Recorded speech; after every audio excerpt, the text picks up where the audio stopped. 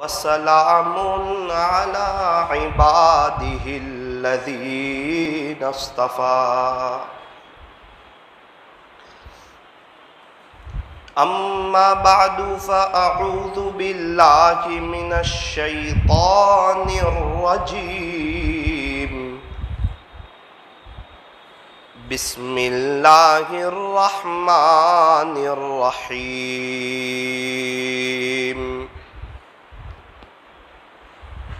يا أيها الذين آمنوا اتقوا الله حق تقاته ولا تموتن إلا وأنتم مسلمون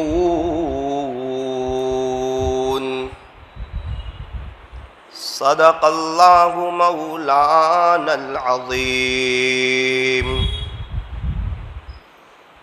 وقال النبي صلى الله عليه وسلم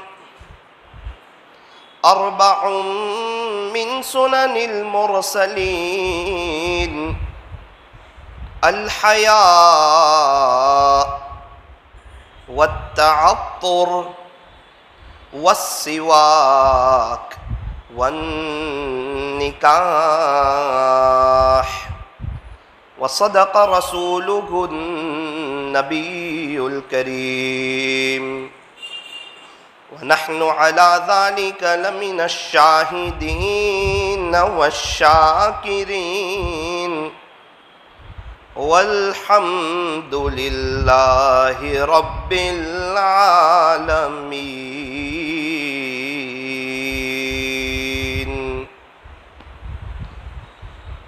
بزرگان محترم اور عزیز نوجوانوں، اللہ تبارک و تعالی نے ہم پر بہت ہی بڑا احسان اور کرم فرمایا کہ اللہ نے ہمیں مغرب کی نماز باجماعت پڑھنے کی توفیق عطا فرمائی. یہ اللہ کی طرف سے بہت بڑی نعمت ہے اور بہت بڑا انعام ہے، اور وقت پر جماعت کے ساتھ نماز کا پڑھ لینا یہ افضل عمل ہے. اس لیے یوں فرمایا کہ ہمیں چاہیے کہ ہم اس پر اللہ کا شکریہ ادا کریں. یہ جو ہے نا، یہ مسجد ہے، یہ اللہ کا گھر ہے. یہ کسی ولی کا گھر نہیں ہے، کسی بزرگ کا گھر نہیں ہے،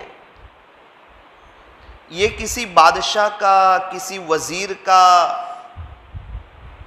کسی جج کا، کسی کلیکٹر کا، کسی آفیسر کا، کسی دنیاوی بڑے آدمی کا، یہ ان کا گھر نہیں ہے. تو یہ گھر کس کا ہے؟ فرمایا کہ یہ اللہ کا گھر ہے. اس کی عظمت ہونی چاہیے دل میں. اللہ پاک نے جب سے دنیا بنائی ہے، آج تک اس دنیا کو اللہ نے محبت کی نظر سے نہیں دیکھا. تو بنانے والے نے محبت کی نظر سے نہیں دیکھا. جو بنے ہوئے ہیں یعنی انسان، اگر وہ اس کو محبت کی نظر سے دیکھیں گے تو خدا کی نظر رحمت سے گر جائیں گے. یوں فرمایا کہ یہ دل لگانے کی جگہ نہیں ہے. دل لگانے کی جو جگہ ہے وہ آخرت ہے. یہ دنیا تو فانی ہے، یہ فنا کا جہان ہے، اور آخرت فرمایا کہ وہ باقی رہنے والی ہے. اس لیے سارے صحابہ نے آخرت سے دل لگایا، تابعین نے، تبع تابعین نے، اللہ والوں نے. جو اللہ والے دنیا سے چلے گئے، ان سب نے دنیا سے دل نہیں لگایا. ہاں، ان کو ان کے مقدر کی روزی ملی، اور مقدر کی روزی یوں فرمایا کہ وہ ہر حال میں مل کر رہے گی. خدا تو رزق دیتا ہے کیڑوں کو پتھر میں. اے انسان تو کیوں پریشان ہے ہیرے موتی کے چکر میں؟ اڑا جا آسماں میں یا پھر لگا غوطہ سمندر میں. تجھے اتنا ہی ملے گا جتنا لکھا ہے تیرے مقدر میں. مقدر سے زیادہ اور وقت سے پہلے کسی کو ملتا نہیں. تو یوں فرمایا کہ دنیا میں اللہ کی نظر میں جو سب سے زیادہ پسندیدہ جگہ ہے وہ مسجد ہے. مساجد یہ اللہ کی نظر میں سب سے زیادہ پسندیدہ جگہ ہیں، اور بازار یہ اللہ کی نظر میں سب سے زیادہ ناپسند جگہ ہیں. افسوس اس بات کا کہ ہمارا زیادہ وقت بازار میں لگتا ہے اور کم سے کم وقت مسجد میں لگتا ہے. کم سے کم وقت. حالانکہ ہونا یہ چاہیے کہ ہمارا مسجد میں زیادہ سے زیادہ وقت لگے. یوں فرمایا المؤمن فی المسجد کالسمک فی الماء. ارے مومن تو مسجد میں ایسا ہے جیسا کہ مچھلی پانی میں. مچھلی پانی کے بغیر تڑپتی ہے، پھڑ پھڑاتی ہے. مچھلی کو پانی سے نکالو، آپ انگلینڈ لے جاؤ، پناما لے جاؤ، بارباڈوز لے جاؤ، پہاڑی علاقے میں لے جاؤ، دنیا بھر کی تفریحی جگہوں پر لے جاؤ، مچھلی بے چین رہے گی، تڑپتی رہے گی. کیوں؟ مچھلی کو کیا چاہیے؟ فرمایا مچھلی کو تو پانی چاہیے. مومن کو کیا چاہیے؟ فرمایا مسجد چاہیے. مسجد اس کا چارجر ہے. مسجد میں آ کر اس کے دل کی بیٹری چارج ہوتی ہے. یہاں آ کر وہ جھوٹ نہیں بولتا، دھوکہ نہیں دیتا، تانا نہیں دیتا، دنیا کی باتیں نہیں کرتا، بد نظری نہیں کرتا. پھر کیا کرتا ہے؟ تو کہا نماز پڑھتا ہے. اپنے اللہ کو، اپنے خالق کو، اپنے مالک کو یاد کرتا ہے. اپنے دل کی تار کو اللہ کے ساتھ مضبوط کرتا ہے. اب افسوس کیا ہے کہ اگر ابھی کوئی بہت بڑے اللہ کے ولی آئے ہوئے ہوں کسی گھر میں، ہم وہاں جاتے بڑے ادب سے. چلو مثال کے طور پہ کسی جگہ مولانا طارق جمیل صاحب آئے. کون آئے؟ تو کہا حضرت آئے، مولانا طارق جمیل صاحب. او حضرت آئے. اب اس گھر میں جا رہے ہیں بڑے ادب سے، بڑے احترام سے اور دل کی حاضری کے ساتھ. اور مولانا طارق جمیل صاحب کے رب کا یہ دربار ہے، ان کا شاہی دربار ہے. یہاں آ رہے، کوئی خوشی نہیں، کوئی ادب نہیں، کوئی احترام نہیں، وہ دل کی کوئی بہار نہیں. حالانکہ یہ اللہ کا گھر ہے. اس لیے طے کرو کہ اللہ کے گھر میں آئیں گے ایک کیفیت کے ساتھ آئیں گے، ایک خوشی کے ساتھ آئیں گے کہ میں میرے اللہ کے گھر میں جا رہا ہوں، میرے رب کے دربار میں جا رہا ہوں. تو مسجدیں وہ جگہ ہیں جو اللہ کی نظر میں سب سے زیادہ پسندیدہ ہیں. اسی لیے اللہ کے راستے میں نکالا جاتا ہے کہ ہمارا دل مسجد سے لگ جائے اور مسجد میں بیٹھنے کی ہمیں عادت پڑ جائے. ہمارے یہاں نوساری میں ایک شخص تھے، وہ صبح سے مسجد میں آتے، عشاء کی نماز تک مسجد میں رہتے. عشاء کی نماز کے بعد فضائل اعمال کی تعلیم شروع ہوتی تو وہ چلے جاتے. بھائی فضل کریم صاحب رحمۃ اللہ علیہ تشریف لائے. کسی نے کہا حضرت یہ پورا دن مسجد میں رہتے ہیں، وہ تعلیم شروع ہوتی ہے تو چلے جاتے ہیں. بھائی فضل کریم صاحب نے فرمایا ہاں ہاں، وہ تعلیم میں اسی لیے بٹھایا جا رہا ہے کہ ہم ان کے جیسے بن جائیں. جب ہم ان کے جیسے بن جاوے تو پھر ہمیں بھی چلے جانے گا. وہ تعلیم میں بٹھایا اس لیے جا رہا ہے کہ ہم بھی مسجد کے کھوٹے بنے. اس لیے میرے عزیزو اپنا زیادہ وقت مسجد میں گزریں، اس کی کوشش کریں. دوسری بات، یوں فرمایا کہ وضو اچھا کرے. امام غزالی رحمت اللہ علیہ فرماتے ہیں کہ وضو یہ مخلوق سے کٹنے کا نام ہے اور نماز یہ رب سے جڑنے کا نام ہے. اس لیے فرمایا کہ جس کا وضو اچھا اس کی نماز اچھی، اور جس کی نماز اچھی اس کی زندگی اچھی، جس کی زندگی اچھی اس کی موت اچھی، اور جس کی موت اچھی اس کی جنت پکی. تو فرمایا کہ وضو اچھا کریں، کوالٹی والا کریں، مسواک کا اہتمام کریں. افسوس ہمارے پاس 10,000 روپے والا موبائل تو ہوتا ہے لیکن 10 روپے والا مسواک نہیں ہوتا. یہ بہت افسوس کی بات ہے. مسواک کی برکت سے کیا ہوتا ہے؟ فرمایا اللہ موت کے وقت کلمہ نصیب کرتا ہے. او ہو ساری محنت تو اسی کی ہے. اور کیا ہوتا ہے کہ اللہ خوش ہو جاتے ہیں، اور اللہ خوش ہو گئے تو ہمارا کام بن گیا. اللہ ملا تو سب کچھ ملا، اور اللہ نہ ملا تو کچھ نہ ملا. اللہ کو پا کر آج تک کسی نے کچھ نہیں کھویا، اور اللہ کو کھو کر آج تک کسی نے کچھ نہیں پایا. فرمایا کہ وضو میں مسواک کا اہتمام کریں اور سنت کی رعایت کے ساتھ کم پانی استعمال کرتے ہوئے وضو کریں. یہ 2-5 منٹ میں کچھ باتیں اس لیے رکھ رہا ہوں کیونکہ الحمدللہ اللہ کا شکر ہے ہم روزانہ مسجد میں بھی آتے ہیں، روزانہ وضو بھی کرتے ہیں، روزانہ نماز بھی پڑھتے ہیں.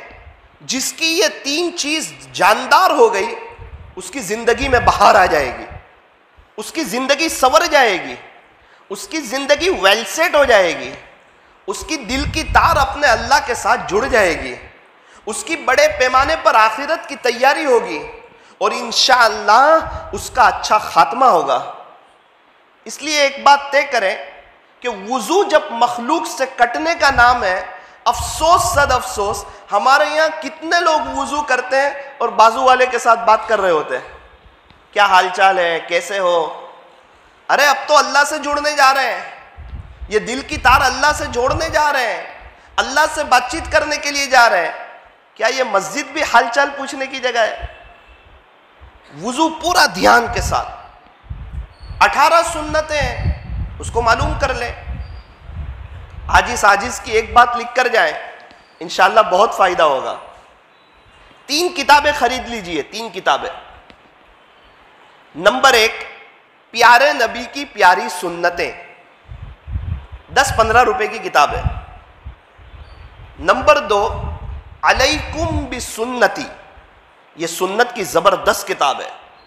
نمبر 3 اسوہ رسول اکرم صلی اللہ علیہ وسلم. یہ 3 کتابیں بار بار پڑھنی چاہیے. اس سے فائدہ یہ ہوگا کہ جن سنتوں پر ہمارا عمل ہو رہا ہے اس کا استحضار ہوگا، اور جو سنتیں معلوم نہیں ہیں اس کو سیکھنے کا شوق پیدا ہوگا. مسجد میں داخل ہونے کی 5 سنتیں، وہ کیا ہے؟ فرمایا سیدھے پیر سے آنا، نمبر 2 بسم اللہ پڑھ کے آنا، نمبر 3 درود شریف پڑھنا، نمبر 4 مسجد میں داخل ہونے کی دعا پڑھنا، اور نمبر 5 اعتکاف کی نیت کرنا. مسجد میں داخل ہو اور 500 شہیدوں کا ثواب لے لو.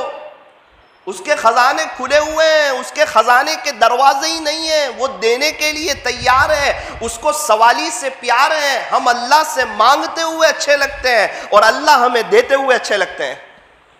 لیکن مانگنے والے کہاں ہیں؟ ہاتھ پھیلانے والے کہاں ہیں؟ دامن پھیلانے والے کہاں ہیں؟ اللہ پاک تو دینے کے لیے تیار ہے.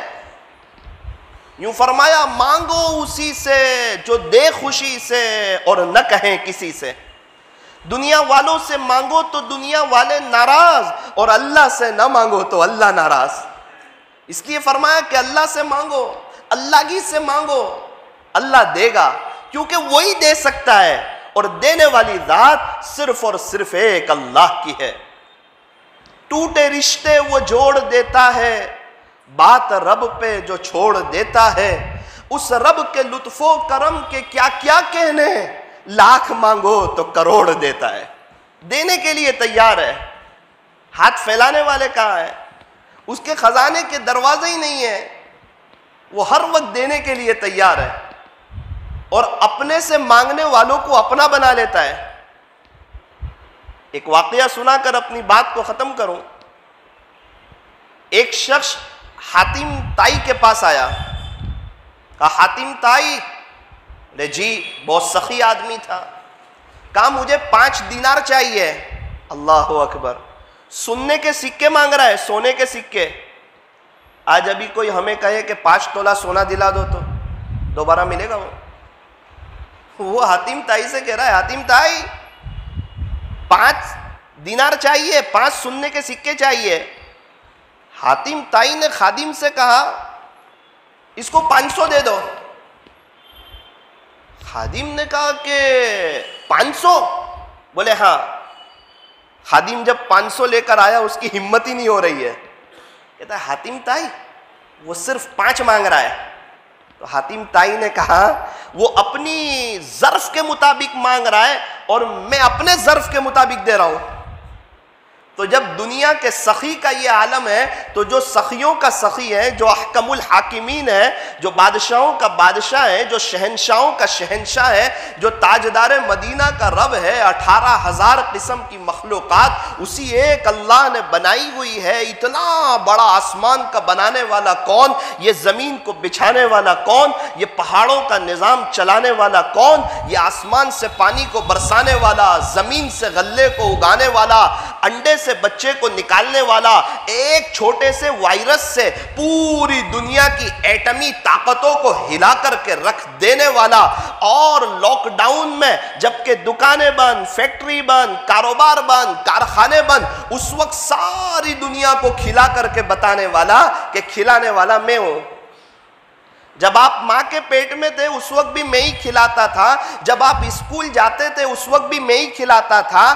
آج جب کہ آپ جوان ہوئے ہیں, کچھ کمانے کے قابل ہوئے ہیں, آج بھی میں ہی کھلا رہا ہوں. جب آپ کا انتقال ہوگا تو آپ کے گھر والوں کو میں ہی کھلاؤں گا. کتنے بچے یتیم ہیں, ان کے ابا نہیں ہیں, ان کو بھی میں ہی کھلاتا ہوں. کتنی عورتیں ہیں جو بیوہ ہیں, ان کے شوہروں کا انتقال ہو چکا ہے, ان کو بھی میں ہی کھلاتا ہوں. یہ 17,999 جو مخلوقات ہیں ان کے پاس روپیے پیسے کوئی نہیں. کتا کون سی GIDC میں جاتا ہے اور بکری کون سے کارخانے میں جاتی ہے, انہیں کون کھلاتا ہے؟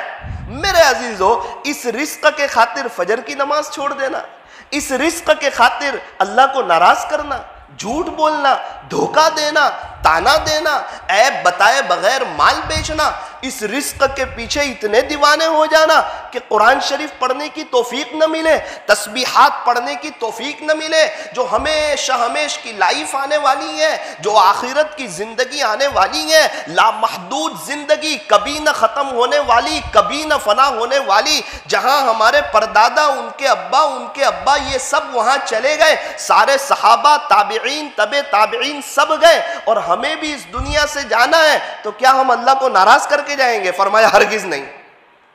تو کیا پرموشن پاس ہو کے جائیں گے؟ فرمایا نہ. پھر تو کب بڑے پیمانے پر آخرت کی تیاری کر کے جانا. اس کے لیے کیا کرنا ہوگا؟ فرمایا کہ وضو اچھا کرنا ہوگا اور نماز جاندار پڑھنی ہوگی. بے جان کو تو دفنا دیا جاتا ہے, جب نماز بے جان ہو تو منہ پر مار دی جاتی ہے. یوں فرمایا الصلاۃ معراج المؤمن, نماز تو مومن کی معراج ہے. الصلاۃ عماد الدین, نماز تو دین کا ستون ہے. یوں فرمایا نماز سے مت کہو کہ مجھے کام ہے, کام سے کہو کہ مجھے نماز پڑھنی ہے. ہاں, نیت کرنے سے پہلے اپنے اللہ سے ایک دفعہ کہہ دے, اپنی طلب بتا دے کہ پیارے اللہ میں ایسی نماز پڑھنا چاہتا ہوں جیسی آپ کو پسند ہے, آپ پڑھوا دیجئے. اپنی طلب تو بتا دے, اپنا درد تو اللہ کے سامنے رکھ دے. پیارے اللہ آپ کے عاشقوں جیسی نماز پڑھنا چاہتا ہوں میرے عزیزوں. اور جب نیت کریں اور اللہ اکبر کہیں, پورے منہ بھر کر کے کہیں کہ اللہ ہی سب سے بڑا ہے اور میں اللہ ہی کی یاد میں ڈوبوں گا, میں دنیا کے خیال کے ساتھ نماز نہیں پڑھوں گا. ایک بزرگ سے کسی نے کہا حضرت آپ کو نماز میں دنیا کا خیال آ جاتا ہے؟ حضرت نے فرمایا کہ دنیا کا خیال تو نماز کے باہر بھی نہیں آتا, نماز میں کہاں سے آئے گا؟ ایک شخص نے پوچھا حضرت نماز میں کوئی چیز یاد آ جاتی ہے؟ کہا میرے عزیز یہ تو بتا نماز سے بھی زیادہ ایسی کوئی محبوب چیز ہے جو نماز میں یاد آ جائے؟ اور آخری بات، اللہ کا قرآن کہتا ہے ان الصلاۃ تنہا عن الفحشاء والمنکر، بے شک نماز بے حیائی اور برائی کے کاموں سے روک دیتی ہے۔ یہ اللہ کے قرآن کا فیصلہ ہے، اور اللہ کی باتیں بدلتی نہیں۔ لا تبدیل لکلمات اللہ، اللہ کی باتیں بدلتی نہیں، اور یہ قرآن کا فیصلہ ہے۔ اور قرآن کیسی کتاب؟ اللہ خود فرماتے ہیں ذالک الکتاب، یہ ایسی کتاب ہے لا ریب فیہ، جس میں شک کی کوئی گنجائش ہی نہیں۔ ایسی مبارک کتاب میں اللہ کہتا ہے کہ بے شک نماز بے حیائی اور برائی کے کاموں سے روک دیتی ہے۔ میرے عزیزوں، نماز میں اس بات کا دھیان رکھو، میرا اللہ دیکھ رہا ہے، میرا خالق دیکھ رہا ہے، میرا مالک دیکھ رہا ہے، میرا پالنہار دیکھ رہا ہے۔ جب نماز جاندار بنے گی، گناہوں سے جان چھوٹے گی، گناہوں سے بچیں گے، تقوی ملے گا، تقوی ملے گا، اللہ کا قرب ملے گا، اللہ کا قرب ملے گا تو اللہ مل جائے گا۔ پھر کیا ہوگا؟ شادی بات کی جو لائف ہے وہ ویل سیٹ ہو جائے گی، میاں بیوی کی زندگی خوشیوں سے بھر جائے گی، ہمارا گھر جنت کے نمونوں میں سے ایک نمونے جیسا بن جائے گا۔ کب؟ فرمایا جب ہماری نماز جاندار ہوگی۔ اللہ کو ناراض کر کے انسان پریشان ہی رہتا ہے، چاہے بادشاہ کیوں نہ بن جائے، اور اللہ کو خوش کر کے انسان خوش ہی رہتا ہے، چاہے فقیر ہی کیوں نہ ہو جائے۔ اس لیے پہلے زمانے میں میاں بیوی پہلی رات میں یہ مذاکرہ کرتے تھے، یہ بات کرتے تھے کہ ہم لوگ خوش رہنا چاہتے ہیں، اس کا طریقہ کیا ہے کہ ہم لوگ اللہ اور اس کے رسول کو ناراض نہیں کریں گے، ہم لوگ دونوں دین پر چلیں گے تو انشاءاللہ ہم لوگ خوش رہیں گے۔ تو یہی جو ہے سب سے بڑی بات ہے کہ ہم اپنی نماز کو جاندار بنائیں تو انشاءاللہ شادی بات کی جو لائف ہے وہ ویل سیٹ ہو جائے گی۔ شادی کے بعد میاں بیوی ایک دوسرے کی قدر کریں، ایک دوسرے کا احترام کریں۔ ابھی ہمارے نوساری میں ایک شخص جوان ہے، ان کی بیوی کا انتقال ہو چکا کورونا میں 3-4 مہینے پہلے، اور اس عاجز کی ایک بات یاد رکھنا، جن جن حضرات کا کورونا میں انتقال ہوا ہے، اللہ کی قسم اگر کورونا نہ بھی ہوتا تو ان کا اسی وقت انتقال ہوتا، 1 سیکنڈ آگے نہیں ہوتا ہے اور 1 سیکنڈ پیچھے نہیں ہوتا ہے۔ جب وقت آ جاتا ہے یہ تو بہانہ بنتا ہے، کسی کو شوگر، کسی کو پریشر، کسی کو اٹیک، کسی کا ایکسیڈنٹ، کسی کو کورونا، یہ سب ایک بہانہ ہے۔ ورنہ اگر کورونا نہ بھی ہوتا تو اللہ کی قسم کھا کر کہتا ہوں ان کا اسی وقت انتقال ہوتا جب ان کا انتقال ہوا ہے، نہ 1 سیکنڈ آگے ہوتا نہ 1 سیکنڈ پیچھے ہوتا۔ تو کیا کریں؟ فرمایا ابھی ہمارے یہاں ایک نوجوان شخص ہے، اس کی بیوی کا انتقال ہو گیا، میری ملاقات ہوئی، 4 مہینے ہوئے، 15 کلو وزن کم ہو گیا۔ کیا ہوا؟ میں نے کہا آپ تو بہت اس کے بارے میں بولتے تھے مجھے، یوں کرتی ہے یوں کرتی ہے، نہ مولانا آج پتہ چلا بچے اب ماں کس کو کہیں گے، اور کپڑے پریس والے مل جاتے تھے، گھر میں کھانا مل جاتا تھا، گھر میں جانے کی ایک خوشی ہوتی ہے، اب گھر کاٹنے دوڑتا ہے، ایسا لگتا ہے مولانا، ایسا لگتا ہے آدھی زندگی ختم ہو گئی، اب جینے کا مزہ نہیں آ رہا ہے۔ یہ تو جب بیوی کا انتقال ہوتا ہے اس وقت پتہ چلتا ہے کہ یہ کتنی بڑی اللہ کی نعمت ہے، اس کی قدر کریں، اس کے ساتھ حسن سلوک کریں، اپنے ماں باپ کا احترام کریں۔ اللہ پاک ہمیں عملی زندگی بنانے کی اور آخرت کی بڑے پیمانے پر تیاری کرنے کی اور یو ٹرن لینے کی، یعنی سچی پکی توبہ کرنے کی، اللہ کی طرف آنے کی اللہ ہمیں توفیق عطا فرمائے۔ کر لے توبہ ابھی بھی وقت ہے، پھر یہ نہ کہنا کہ حساب بہت سخت ہے، اٹھ بندے باندھ کمر کیا ڈرتا ہے، پھر آگے آگے دیکھ اللہ کیا کرتا ہے۔ اے انسان اب بھی فرصت توبہ ہے، دیر نہ کر دیر نہ کر، وہ ابھی گرا نہیں، جو گرا پھر سنبھل گیا، جو گر کر سنبھل جائے اس کو گرا ہوا نہیں کہتے ہیں۔ دنیا میں کوئی کسی کا اتنی شدت سے انتظار نہیں کرتا جتنا اللہ اپنے بندوں اور اپنی بندیوں کی توبہ کا انتظار کرتا ہے۔ رجب کا مبارک مہینہ ہے، ہمیں چاہیے کہ ہم توبہ کر لیں، اور لوگوں کے خاطر اپنی زندگی چینج نہ کرنا، لوگوں کے خاطر نبی کے طریقے پر نہ چلنا۔ لوگ کیا کہیں گے، میں سنت کے مطابق آ جاؤں گا، لوگ کیا کہیں گے، بہت نیک ہو گیا۔ ارے لوگ کیا کہیں گے، ہمارے انتقال کے بعد ہماری انا للہ کی خبریں شیئر کریں گے، ہماری قبر میں مٹی ڈال کر ہاتھ بھی وہیں جاڑ دیں گے، لوگ تو یہ کہیں گے۔ لوگوں کے خاطر اللہ اس کے رسول کو ناراض کر دینا، یہ اچھی بات نہیں ہے۔ اللہ اس کے رسول کو راضی کرنا چاہیے۔ اللہ تعالی ہمیں عمل کی توفیق عطا فرمائے۔ الحمدللہ رب العالمین حمدا کثیرا طیبا مبارکا فیہ کما یحب ویرضا۔ یا رب صل وسلم دائما ابدا علی حبیبک خیر الخلق کلہم۔ لا الہ الا انت سبحانک انا کنا من الظالمین۔ پیارے اللہ، رحیم مولا، کریم آقا، اللہ جی بے شک ہم نے آپ کو ناراض کیا، ہم نے بہت گناہ کیے، دین کے اجالے میں، رات کے اندھیرے میں، جلوت میں، خلوت میں، تنہائیوں میں۔ پیارے اللہ آپ ہمیں معاف کر دیجئے۔ آپ تو معافی مانگنے والوں کو پسند فرماتے ہیں اور آپ تو معاف کر کے خوش ہو جاتے ہیں۔ کریم آقا، اللہ جی یہ نکاح کی مجلس تھی اور ہم نے اپنے بڑوں سے سنا ہے کہ نکاح کی مجلس کے بعد بھی دعائیں قبول ہو جایا کرتی ہے۔ پیارے نبی کی ایک مہا سنت آج زندہ ہوئی ہے۔ اس مجلس کی برکت سے اے اللہ ہماری مغفرت فرما دیجئے۔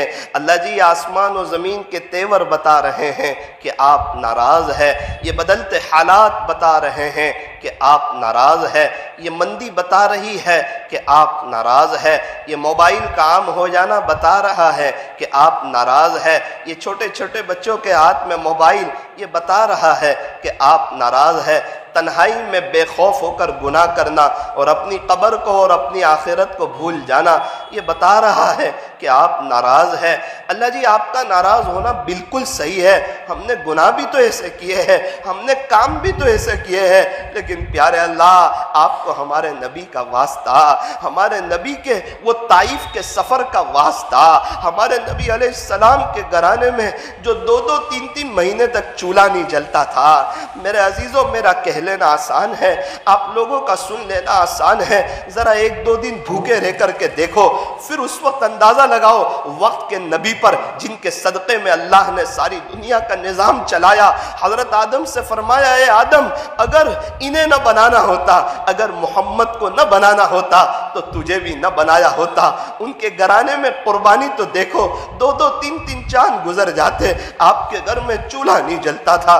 یہ کوئی مذاق نہیں ہے، یہ سیریس بات ہے، یہ سچی اور پکی بات ہے۔ اے اللہ آپ کو ہمارے نبی کی ان قربانیوں کا واسطہ، وہ خندق میں جو ہمارے نبی علیہ السلام نے محنت کی، آپ کو ان قربانیوں کا واسطہ، ہمارے نبی کے صدقے طفیل، اے اللہ ہمارے گناہوں کو معاف کر دیجئے، ہماری بگڑی بنا دیجئے۔ اے اللہ ہمیں سمجھا دیجئے کہ ہمارے نبی کے طریقوں ہی میں 100% کامیابی ہے۔ اے اللہ یہ سمجھدار مجمع ہے، یہ کامیابی کی طرف چلتا ہے، انہیں سمجھا دیجئے، مجھے بھی سمجھا دیجئے کہ ہم ہمارے نبی کے طریقے پر آ جائیں، اور جبکہ غیروں کے طریقوں میں 100% ناکامی ہے، بالکل سچی اور پکی بات ہے، پھر بھی اللہ ہمارے جوانوں کا ایک بہت بڑا مجمع غیروں کے طریقوں پر چل کر پریشانی مول لے رہا ہے، بے چین ہو رہا ہے، ڈپریشن کا شکار ہو رہا ہے، ہر کام اس کے ادھورے رہ رہے ہیں، وہ سوچتا ہے شاید اب لائف ویل سیٹ ہو جائے گی۔ اللہ جی اس کو سمجھا دیجئے جب تک نبی کے طریقے پر نہیں آئے گا لائف ویل سیٹ نہیں ہوگی، زندگی میں بہاریں نہیں آئے گی، زندگی پر رونق نہیں ہوگی۔ اے اللہ ہمیں سچی توبہ کی توفیق عطا فرما، اس نکاح میں خوب خیر و برکت عطا فرما، رحمتیں عطا فرما۔ اے اللہ دونوں میاں بیوی میں خوب محبتیں عطا فرما، جیسی کہ حضور علیہ السلام اور اماں عائشہ کے درمیان محبت تھی، ایسی یہ دونوں میاں بیوی میں محبت عطا فرما، زوجین میں بھی محبت عطا فرما، طرفین میں بھی محبت عطا فرما۔ اے اللہ دونوں خاندانوں میں خوب محبت عطا فرما، اس نکاح کو نگاہ اور شرمگاہ کی حفاظت کا ذریعہ فرما، نیک صالح اولاد کے وجود میں آنے کا ذریعہ فرما۔ اے اللہ نیکی کے کام میں دونوں کو ایک دوسرے کا معاون بنا اور دونوں کو گناہوں سے بچنے کی توفیق عطا فرما۔ پیارے اللہ یہ دونوں میاں بیوی کی اور ہم تمام کی حاسدین کے حسد سے، ظالمین کے ظلم سے، شرارت کرنے والوں کی شرارت سے فتین کے فتنوں سے، جادوگروں کی جادوگری سے، بدخواہوں کی بدخواہی سے، برا چاہنے والوں کی بری چاہت سے، بری نظر سے دیکھنے والوں کی بری نظر سے، اے اللہ یہ دونوں میاں بیوی کی اور ہم تمام کی حفاظت فرما۔ اے اللہ نکاح کی مجلس کے بعد ہمارے بڑوں نے آپ سے جو بھلائی اور خیر مانگی ہو وہ ہمیں، انہیں اور پوری امت کو عطا فرما۔ جن شرور اور فتن سے پناہ چاہی ہو اس سے ان کی، ہماری اور پوری امت کی حفاظت فرما۔ اے اللہ ہم میں سے جو بھی پریشان حال ہو سب کی پریشانیوں کو دور فرما، مسجد کا ادب کرنے کی توفیق عطا فرما۔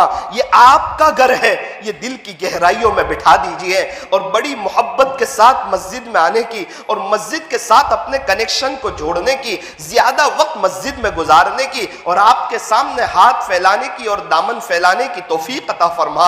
اے اللہ اچھا وضو کرنے کی توفیق عطا فرما، پورے دھیان کے ساتھ، دل کی حاضری کے ساتھ، آپ کو جیسی پسند ہے ویسی نماز پڑھنے کی توفیق عطا فرما، راہ خدا میں وقت لگاتے رہنے کی توفیق عطا فرما۔ اے اللہ حاضرین مجلس کی مغفرت فرما، ہم میں سے ہر ایک کی جائز تمناؤں کو اور نیک مرادوں کو اپنی بارگاہ میں پورا فرما۔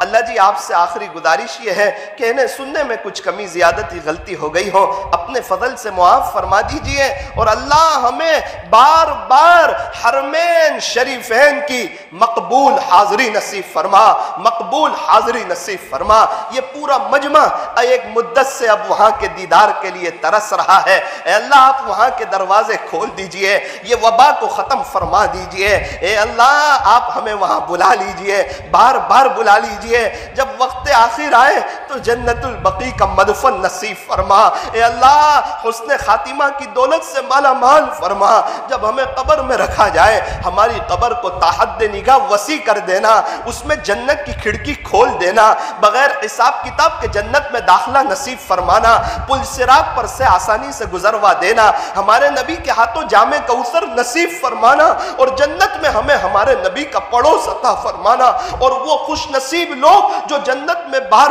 بار آپ کا دیدار فرمائیں گے، اے اللہ ان خوش نصیبوں میں ہمیں بھی شامل فرما۔ اے اللہ ہم تمام کو مرنے سے پہلے سچی توبہ کی توفیق عطا فرما۔ صلی اللہ تعالی علی خیر خلقہ محمد وآلہ واصحابہ اجمعین برحمتک یا ارحم الراحمین۔